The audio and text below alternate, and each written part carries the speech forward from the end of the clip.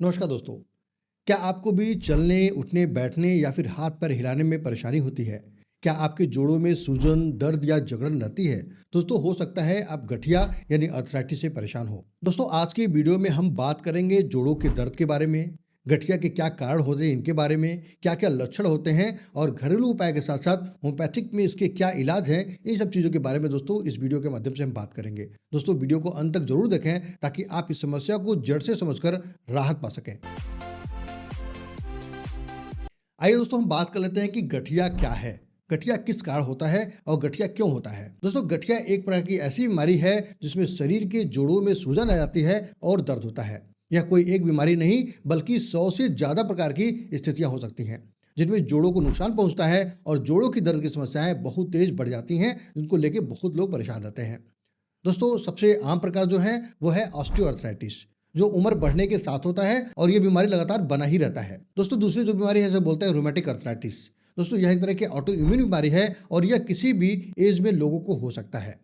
दोस्तों गाउट की प्रॉब्लम, अगर यूरिक एसिड की अधिकता ज्यादा है शरीर के अंदर तो कहीं ना कहीं दोस्तों गाउट की प्रॉब्लम हमारे साथ हो जाएगी। दोस्तों एक कारण है जिसे बोलते हैं सोरियाटिक अर्थराइटिस। दोस्तों त्वचा के बीमारी सोरासिस से जुड़ा हुआ होता है और जिसकी वजह से ज्वाइंट्स पेन हमको तेजी के साथ बढ़ने लगता है और गठिया बाद जैसी समस्याएं हमारे साथ होने लगती हैं। दोस्तों रीढ़ की हड्डी को प्रभावित करने वाला भी एक तरह का गठिया होता है जो हमको हमेशा कमर में और पैरों में दर्द बनाए रखता है और हमको थोड़ा चलना फिरना और झुकना भी दुश्वार हो जाता है। दोस्तों अब इसकी बात कर लेते हैं कि क्या क्या कारण होते हैं जॉइंट्स पेन के। दोस्तों जो सबसे बड़ा कारण है वह है उम्र का बढ़ना। दोस्तों मोटापा और चोट या एक्सीडेंट भी दोस्तों एक कारण माना जाता है। दोस्तों कई बार आनुवंशिक गड़बड़ी की वजह से भी यह प्रॉब्लम होती है। अगर माता पिता में है तो बच्चों में भी होने की संभावनाएं होती हैं। दोस्तों इम्यून सिस्टम की गड़बड़ी से भी दिक्कतें होती हैं, यूरिक एसिड की अधिकता की वजह से होती हैं और कई बार दोस्तों हमारे गलत खान पान और लाइफ स्टाइल में गड़बड़ी की वजह से होती हैं। दोस्तों अब हम बात कर लेते हैं इसके लक्षण के बारे में। लक्षण में दोस्तों जोड़ों में दर्द रहता है, सूजन और लालिमा रहता है, चलने फिरने में कठिनाई होती है और सुबह सुबह जकड़न महसूस होता है। कई बार दोस्तों जोड़ों से आवाज़ भी आती है और लोगों को थकान और कमजोरी जैसी समस्याएं भी देखी जाती हैं। अगर दोस्तों लंबे समय तक की प्रॉब्लम बनी है तो अपने डॉक्टर से जरूर मिलें और अपनी जांच करवाकर श्योर कर लें कि आपको गठिया बाद जैसी बीमारी तो नहीं हो रही है। दोस्तों अब हम बात कर लेते हैं घरेलू उपाय के बारे में। दोस्तों एक घरेलू उपाय में सबसे अच्छा जो कारगर है वह है हल्दी दूध का सेवन। दोस्तों हल्दी में करक्यूमिन होता है जो सूजन और दर्द को कम करने में बेहद फायदेमंद होता है। दोस्तों मेथी दाना, सुबह खाली पेट मेथी दाना खाने से हमको फायदा मिलता है और गठिया बाद जैसी समस्याएं खत्म होती हैं। दोस्तों सरसों के तेल में लहसुन मिलाकर मालिश करने से सूजन में आराम मिलता है। साथ में दोस्तों अदरक का सेवन करने से एंटी इंफ्लेमेटरी गुण होने की वजह से इसमें दर्द में आराम मिलने लगता है। दोस्तों एक्सरसाइज करें, योगासन करें, ब्रजासन करें, ताड़ासन करें जो आपके लिए बेहद फायदेमंद होगा। दोस्तों गर्म पानी का सिकाई भी हमारे लिए बेहद फायदेमंद हो सकती है और गठिया बाद जैसे दर्द में हमको ज़्यादा से ज़्यादा राहत दे सकती है। दोस्तों आइए अब हम बात कर लेते हैं कि खान पान में क्या खाना चाहिए क्या नहीं खाना चाहिए जिससे गठिया बात वाली जो प्रॉब्लम है हमारी आराम रहे। दोस्तों पहले तो आप खान पान में सबसे ज़्यादा हरी पत्तियां और हरे पत्तेदार सब्जियों का सेवन करें। दोस्तों फल, सेब, संतरा, अनानास इनका सेवन ज़्यादा से ज़्यादा करें। दोस्तों ओमेगा 3, दोस्तों ओमेगा 3 फैटी एसिड कई बार हमको जोड़ों के दर्द में राहत देती है और कई बार हमको आराम भी धीरे धीरे मिलने लगता है। अलसी का बीज का इस्तेमाल कर सकते हो दोस्तों, अखरोट खा सकते हो। हल्दी दोस्तों हमारे लिए बेहतर फायदेमंद होता है।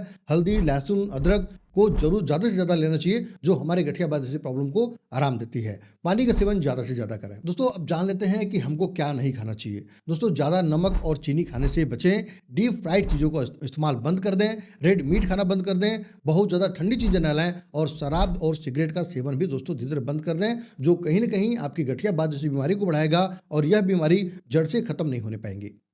दोस्तों अब हम बात कर लेते हैं होम्योपैथिक इलाज के बारे में। होम्योपैथिक में क्या संभावना है इसकी दोस्तों होम्योपैथिक में गठिया के कारण को समझकर व्यक्ति के संपूर्ण लक्षणों के आधार पर इलाज की जाती है जिससे उनको राहत मिलने लगती है और धीरे धीरे गठिया जैसी प्रॉब्लम है वो खत्म होने लगती है। दोस्तों पहली दवा है जिसका नाम है रस्टॉक्स। अगर दर्द दोस्तों सुबह होता है और बहुत ज़्यादा होता है और हिलने डुलने में दिक्कत होती है तो इसका इस्तेमाल करें 2-2 बजे दिन में 3 बार जो आपके लिए बेहद फायदेमंद होगी। ब्रानिया 30, जब आराम करने से दर्द कम होता है और चलने फिरने में दर्द बढ़ता हो तो ब्रैनिया का रोल बहुत ही बढ़िया होता है खासकर गठिया में। दोस्तों कॉल्चिकम 30 गाउट में उपयोगी दवा है, खासकर जब यूरिक एसिड बढ़ा हो उसमें ज़्यादा से ज़्यादा फायदा मिलता है।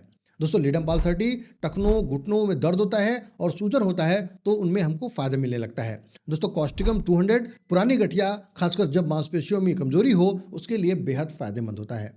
दोस्तों एक हमारी बायोकेमिक है जिसका नाम है कैलकेरिया फ्लोर, जिसे कैलकेरिया फ्लोर और कैलकेरिया फॉस कहते हैं। दोस्तों ये हड्डियों के जोड़ों को मजबूत करने के लिए बेहद फायदेमंद होती है। लेकिन दोस्तों आपसे गुजारिश है, जब भी इन दवाइयों का इस्तेमाल करना हो तो अपने प्रशिक्षित डॉक्टर से मिलें और उनकी सलाह के अनुसार दवाइयों का इस्तेमाल करें। दोस्तों अब हम बात कर लेते हैं कब हमको डॉक्टर से मिलना चाहिए और कब हमको अपने ट्रीटमेंट के लिए प्रयास करना चाहिए।